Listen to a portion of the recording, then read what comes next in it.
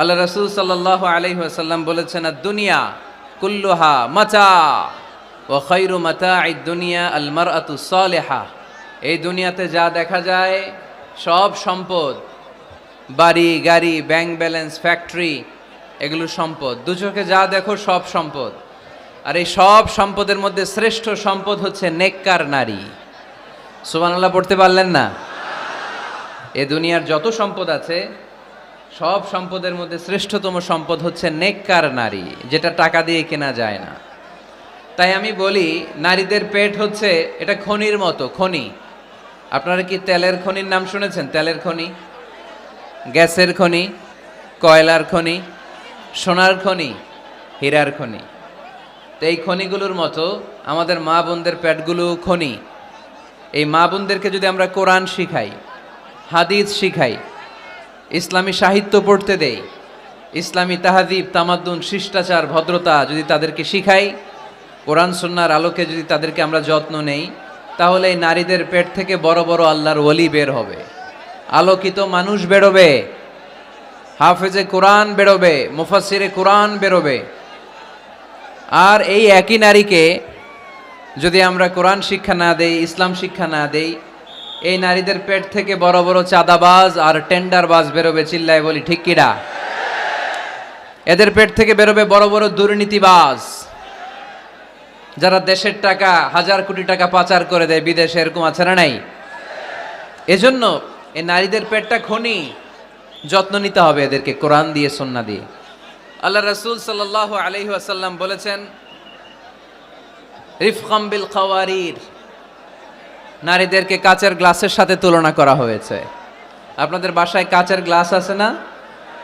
কথা বলতে হবে, উত্তর দিতে হবে আওয়াজ করে বাঘের মতো। আপনাদের বাসায় কাচের গ্লাস আছে? এই কাচের গ্লাস আস্তে ধরতে হয়, আস্তে রাখতে হয়। পরিষ্কার করতে চাইলে, পরিচ্ছন্ন করতে চাইলে খুব স্মুথলি রাখতে হয়, স্মুথলি ধরতে হয়। জোরাজুরি করলে গ্লাস ভেঙে যায়। যে ঘরের প্রথম সন্তান কন্যা, ওই ঘরটারে বরকত দিয়ে ভরে দেয় কে? আপনাদের ঘরে সর্বপ্রথম মেয়ে হয়েছে কার কার? দেখি প্রথম মেয়ে কার? মাশাআল্লাহ, আমারও 2 মেয়ে, আপনার 2 মেয়ে, মাশাআল্লাহ। হাত নামান চুয়াডাঙ্গার ভাইরা, হাত নামান।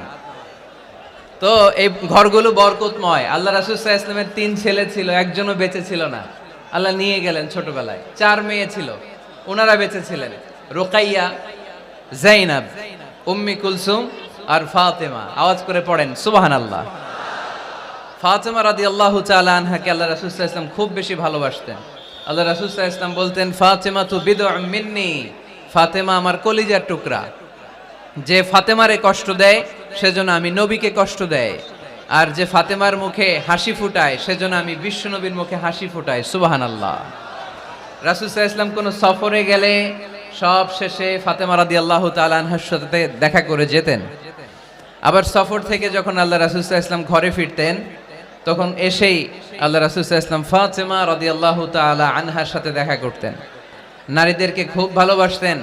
বলতেন রিফকাম বিল কাওয়ারির, কাচের গ্লাসের সাথে আল্লাহ রাসূল নারীদেরকে তুলনা দিয়েছেন। কাচের গ্লাস যেমনি আস্তে রাখি, আস্তে ধরি, আস্তে উঠাই, আমাদের মা বোনদের সাথে যেন আমরা খারাপ আচরণ না করি, আমরা যেন মেজাজ না দেখাই, আমরা যেন মুচকি হাসি দিয়ে কথা বলি। এদিকে বিবাহিত আছেন কারা কারা? আজকে দেখি বিবাহিত। এই ছোট বাচ্চারা, তোমরা হাত তুলো না আবার। মাশাআল্লাহ, হাত নামান। আপনারা বাসায় রাগারাগি করেন না তো? ভাবিদের সাথে রাগারাগি করবেন না।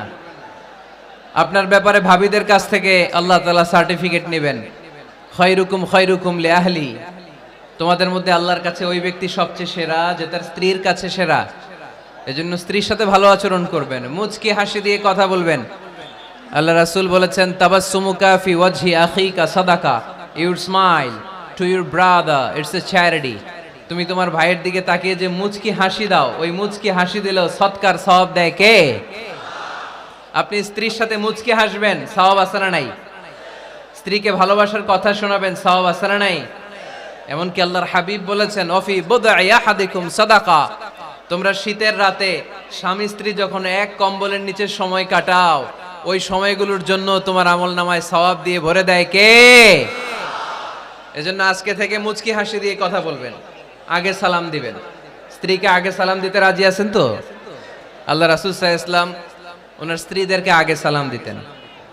আম্মা জান আয়েশা বললেন, এত বছর বিশ্বনবীর সাথে সংসার করলাম, একদিনও আল্লাহ রাসূল সাল্লাল্লাহু আলাইহি ওয়াসাল্লামকে আমি আগে সালাম দিতে পারি নাই। মাঝে মাঝে লুকিয়ে থাকতাম যে আজকে আগে সালাম দিব, কিন্তু আল্লাহ রাসূল সাল্লাল্লাহু আলাইহি ওয়াসাল্লাম এশার নামাজ পড়ে যখন ঘরে ঢুকতেন, ঘরে ঢুকার অনেক আগ থেকে আম্মা জান আয়েশাকে বলতেন, আসসালামু আলাইকুম ওয়া রাহমাতুল্লাহি ওয়া বারাকাতুহু। এজন্য আমরা যেন বেশি বেশি সালাম দেই। তো একজন নারী বরকতময় কিনা আমরা বুঝবো তার প্রথম সন্তান যদি কন্যা, তার মানে কন্যা আসলেই ঘরে বরকত আছে না নাই? আছে। এরপরে এই কন্যাকে যখন আপনি শিক্ষাদান করবেন, ভালো পাত্রের হাতে তুলে দিবেন, তখন ওই কন্যা বাবার জন্য জান্নাতের দরজা খুলে দেয়। সুবহানাল্লাহ পড়তে পারলেন না? এরপর সে যখন কারো স্ত্রী হয়, তার কাছ থেকে আল্লাহ তাআলা সার্টিফিকেট নেয় স্বামীর ব্যাপারে। তারপর যখন সন্তান সম্ভবা হয়, অনেক নারী বাচ্চা ডেলিভারি করতে যেয়ে মারা যায়। সন্তান ডেলিভারি করতে যেয়ে যে নারী মারা যায়, ওই নারীদেরকে কিয়ামতের দিন আল্লাহ শহীদদের কাতারে দাঁড় করায় দিবেন। আর যদি সহি সালামতে বাচ্চা ডেলিভারি করতে পারে, তাহলে ইসলাম বলে আল জান্নাতু তাহতা আকদামি উম্মাহাতিকুম। ও দুনিয়ার পুরুষেরা শোনো, তোমাদের পায়ের নিচে থাকে জুতা, জুতার নিচে থাকে বালু, আর এক একটা মায়ের পায়ের নিচে থাকে তার ছেলে মেয়েদের জান্নাত। পড়েন সুবহানাল্লাহ। ওগো মা তুমি এই ধরনের শ্রেষ্ঠ নিয়ামত, তোমারই পদ তলে রয়েছে জান্নাত। ওগো মা তুমি এই ধরনের শ্রেষ্ঠ নিয়ামত, তোমারই পদ তলে রয়েছে জান্নাত। সুবহানাল্লাহ পড়েন।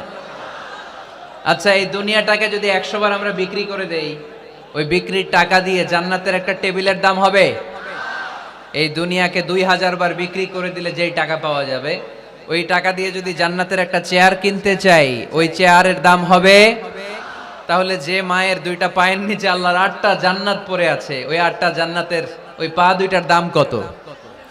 রাসূল সাল্লাল্লাহু আলাইহি ওয়াসাল্লাম বলেছেন, লাউ কাতাআতা জিলদাক, তুমি তোমার গায়ের চামড়া কেটেও যদি মায়ের পায়ের জুতা বানিয়ে দাও, তাহলে ছোটবেলায় যে দুধ খেয়েছো, এক ঢোক দুধের শোধ কোনোদিন আদায় হবে না। চিল্লায় এখন সুবহানাল্লাহ। মায়ের এক ধার দুধের দাম, কাটিয়া গায়ের চাম, পাপোশ বানাইলেও ঋণের শোধ হবে না। এমন দরদি ভাবে কেউ হবে না আমার মাহা, ঠিক কিনা? এজন্য মা বাবা যাদের বেঁচে আছে, আমরা যেন মা বাবার কাছ থেকে দোয়া নেই। পীর সাহেবের কাছে যদি দোয়া নিতে যান, দোয়া কবুল হতেও পারে, নাও হতে পারে।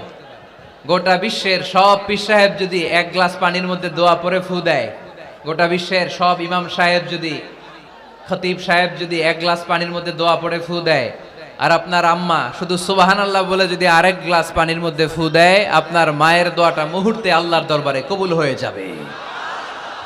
এজন্য আব্বা আম্মার দোয়া নিতে রাজি আছি তো? যাদের আব্বা আম্মা বেঁচে আছে, আল্লাহ যেন হায়াত দারাজ করে, আমরা পড়ি আমিন। যারা আমরা আমাদের আব্বা আম্মা, আমাদের বটবৃক্ষগুলোকে হারিয়েছি, তাদের কবরগুলোরে আল্লাহ জান্নাতের বাগান বানিয়ে দিক, আমরা পড়ি আমিন।